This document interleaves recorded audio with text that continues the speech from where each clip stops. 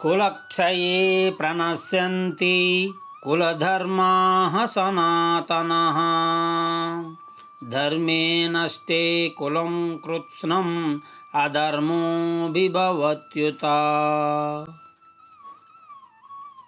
ఇప్పటి వరకు అర్జునుడు కేవలం తాను తన వాళ్ళు తన బంధుమిత్రులు చనిపోతారో అది పాపం అని అన్నాడు. ఇప్పుడు కులం గురించి, సమాజం గురించి, ధర్మాల గురించి చెబుతున్నాడు. తన వాదనకు బలం చేకూర్చుకోవడానికి తాను అప్పటి వరకు చదివిన శాస్త్రములలోని విషయముల యొక్క ధర్మం యొక్క సాయం కూడా తీసుకుంటున్నాడు.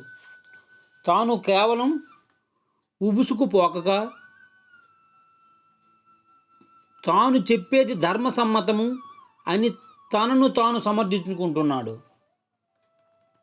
వివాహం అనేది కులధర్మము. గృహస్థ ధర్మ నిర్వహణ కొరకే వివాహము. అందుకే భార్యను ధర్మపత్ని అని అన్నారు.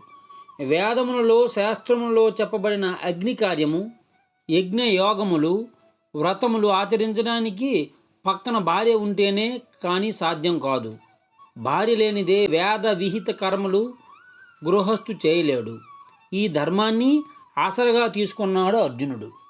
ఈ విధంగా జరిగి యుద్ధములో పురుషులంతా అంటే భర్తలంతా మరణిస్తే ఈ కులధర్మం, గృహస్థ ధర్మం దెబ్బతింటుంది అని అర్జునుని యొక్క వాదన.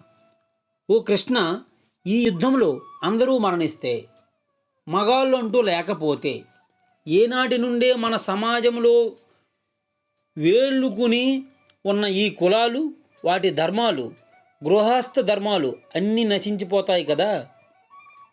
కులధర్మాలు నశిస్తే పాపం వృద్ధి చెందుతుంది కదా.